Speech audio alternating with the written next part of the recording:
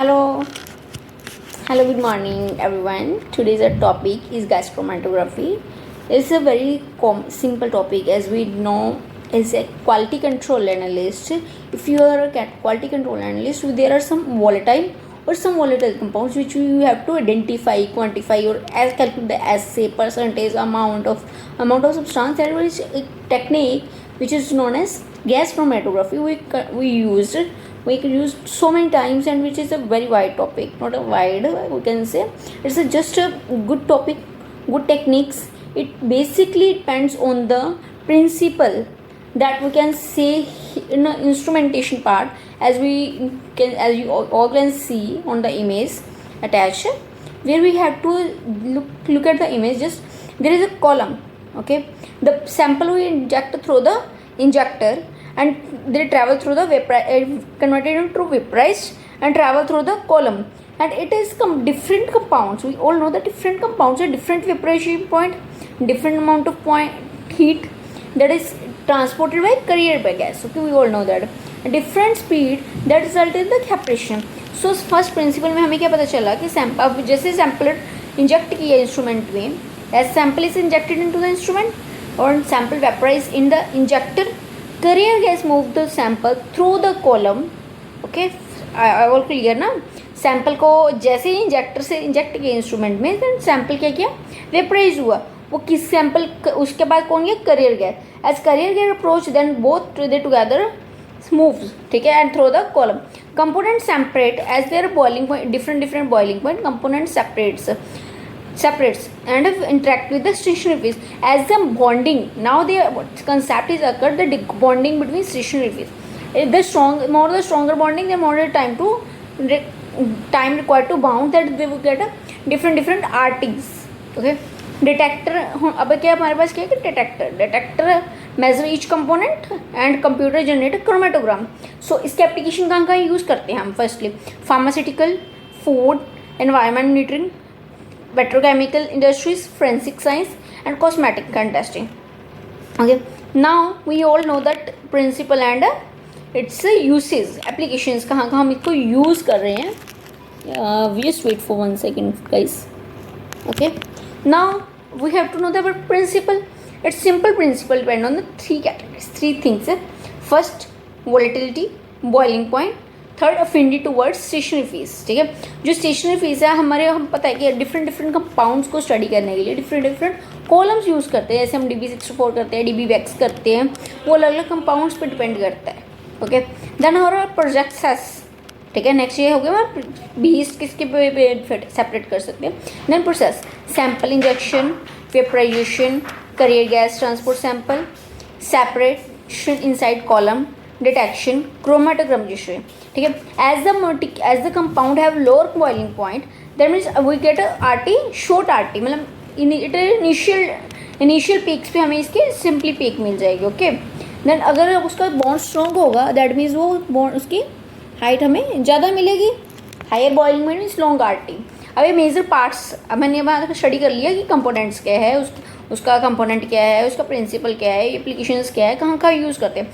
So we just revise कि हमारे पास क्या है, इंजेक्टर है. इंजेक्टर से सैंपल ऐड किया, उसने इंजेक्टर के थ्रू वेपराइज किया डिफरेंट बॉइलिंग पॉइंट से, उसने करियर गैस के साथ ट्रैवल किया.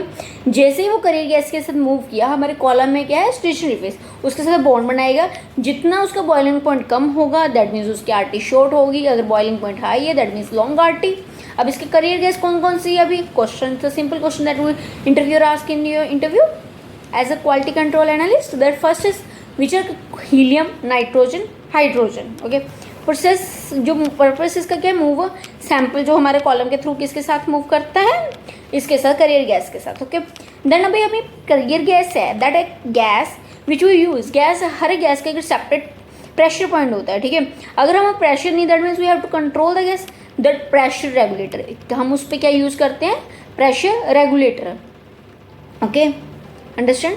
उसके बाद हमारे पास इंजेक्टर पोर्ट, वो सबसे ऊपर लगा होता है इंजेक्टर पोर्ट, और हेडेड, जिसमें हीटेड चैम्बर है, जो हमारे कॉलम को पर्टिकुलर 250-300 डिग्री सेल्सियस टेम्परेचर देगा, जो कि सैंपल को जैसे ही वो इंसर्ट किया, साथ में उसको क्या कर देगा, कम्प्लीटली वेपराइज, ठीक है. उसके बाद नेक्स्ट क्या आता है, फोर्थ पार्ट पे, कॉलम ओवन.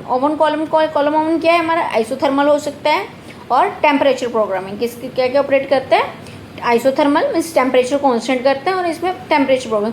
अभी जीसी की कॉलम्स के बारे में सब बात करें तो जीसी की कॉलम्स कौन कौन सी है, किस किस बेस पे लेंगे, जो पैक्ड कॉलम होगी जो कैपिलरी, अभी करंटली कौन सी यूज़ करते हैं हम, कैपिलरी, ठीक है।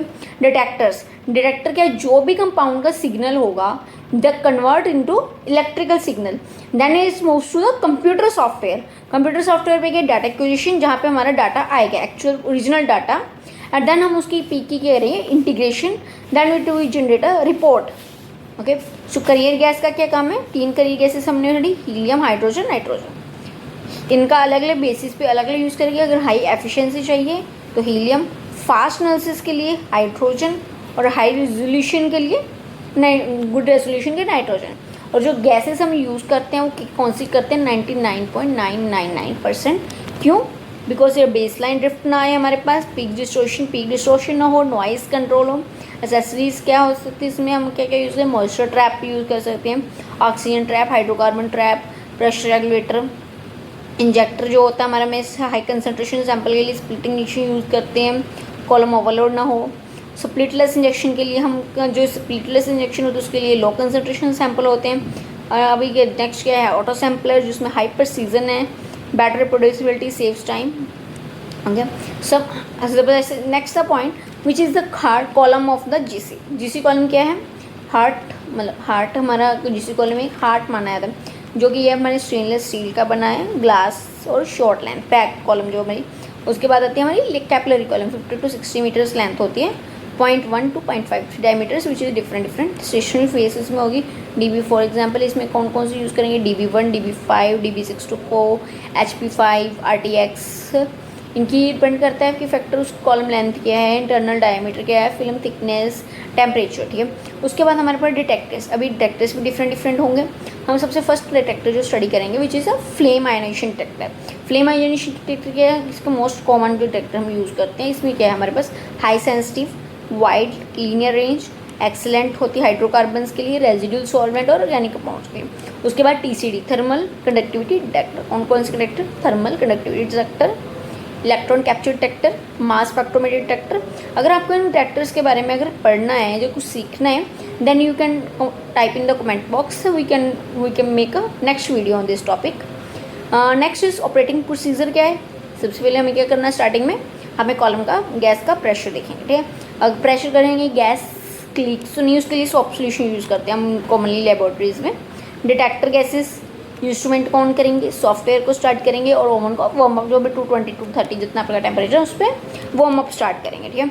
उसके बाद इंस्ट्रूमेंट सेटअप होगा, फिर सैम्पल एनालिसिस के लिए जो भी सैम्पल प्रिपरेशन वो करेंगे हम, उसको सैम्पल एनालिसिस GC वाइल्स होती है, वो जो प्योर वर्जिन वाइल्स यूज़ करते हैं। सीक्वेंस है, सीक्वेंस ऐड करोगे, सिंगल सैंपल तो सिंगल सैंपल ऐड करते हैं, देन वी डिटेक्ट। उसके बाद इसको ईजिली करते हैं। अगर इसके बाद हमें आपको नेक्स्ट वीडियो में कैलिब्रेशन, वैलिडेशन और ट्रबल शूटिंग पे चाहिए तो we move to the next video, but there is most important point why have to discuss there which is safety precautions. हमारे सेफ्टी प्रिकॉशंस क्या है, lab coat, gloves, safety goggles पहननी है, हमारी हाई प्योरिटी गैसेस यूज़ कर रहे हैं, उसके रेगुलेटर्स लीक ना हो उसको रेगुलरली यूज़ करना है। हैंडल हाइड्रोजन जो हम गैस यूज़ करते हैं, अगर हाइड्रोजन यूज़ करें उसको केयरफुली यूज़ करना है, हाइड्रोजन हम टेम्परेचर के लिए यूज़ करते हैं। हॉट इंजेक्टर और डिटेक्टर को कभी भी डायरेक्ट टच नहीं करना, कंपैटिबल सॉल्वेंट ही यूज़ करने हैं।